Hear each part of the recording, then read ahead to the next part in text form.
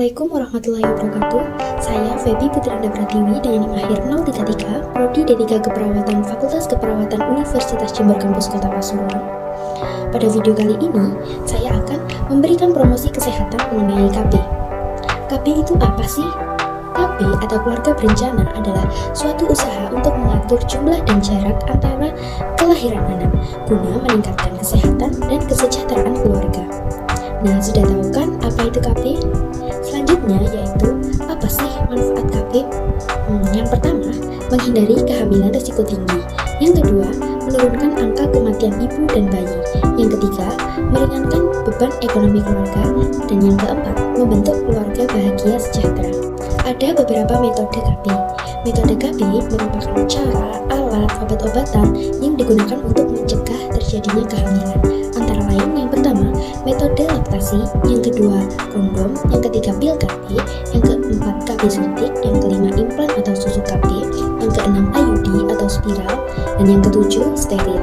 Nah, kita bahas satu-satu ya, dari metode laktasi sampai metode steril. Nah, yang pertama, metode amenor laktasi. Metode KB yang cocok untuk ibu nifas, syaratnya yaitu menyusui bayi secara eksklusif setelah melahirkan atau hanya ASI secara penuh, teratur, dan sesering mungkin.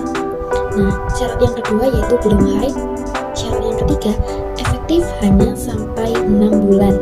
Nah, selanjutnya yang kedua yaitu kondom. Keuntungan dari kondom itu, yang pertama, tidak mengganggu ASI, yang kedua, murah dan mudah didapat, dan yang ketiga, mencegah penyakit menular seksual.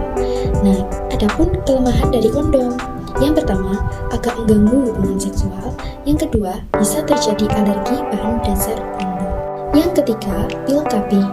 Pil KB ini efektif bila digunakan dengan benar, tidak mengganggu hubungan seksual, dan harus diminum setiap hari. Pil KB terbagi menjadi dua. Yang pertama, pil kombinasi. Pil ini berisi dua hormon yaitu estrogen dan progesteron. Pil ini tidak untuk ibu menyusui. Nah, contoh dari pil kombinasi ini yaitu microgynon, mercilon, diana, yasmin, dan lain-lain. Yang kedua, mini pil.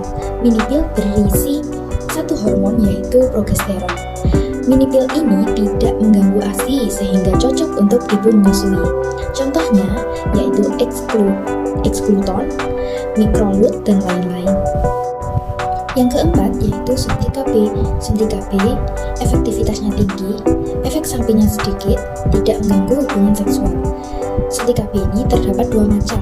Yang pertama, suntikan 1 bulan. Suntikan 1 bulan ini mengandung estrogen dan progesteron, mengganggu produksi ASI, dan harus datang setiap 1 bulan untuk suntik. Yang kedua, suntikan 3 bulan. Suntikan 3 bulan ini mengandung progesteron saja, tidak mengganggu produksi ASI, dan harus datang setiap 3 bulan untuk suntik.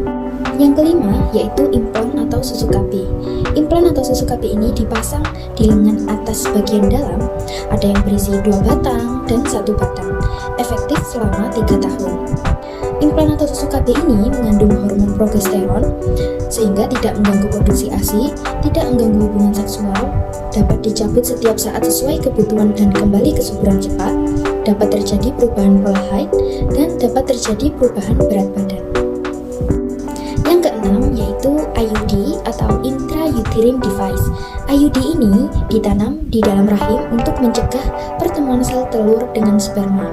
IUD ini efektivitasnya tinggi, tidak mengganggu produksi ASI, tidak mengganggu hubungan seksual, tidak mempengaruhi berat badan, dan haid bisa lebih banyak.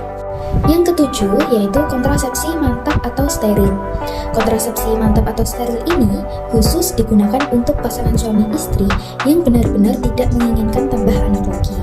Kontrasepsi mantap steril ini dilakukan dengan cara pembedahan, bisa bius lokal, harus dilakukan oleh dokter terlatih, sangat efektif dan bersifat permanen. Tidak ada efek samping dan tidak ada perubahan fungsi seksual. Contohnya pada metode operatif wanita atau MOW, dalam medis disebut tubektomi, dan metode operatif pria atau MOB, dalam medis disebut vasektomi. Nah, gimana nih? Sudah paham belum mengenai KB dan kontrasepsi? Pasangan usia subur yaitu usia 15-49 tahun yang ingin menunda kehamilan, menjarangkan kehamilan, atau mengakhiri kehamilan bisa melakukan KB. Sekian penjelasan mengenai KB dan kontrasepsi dari saya. Kurang lebihnya mohon maaf. Wassalamualaikum warahmatullahi wabarakatuh.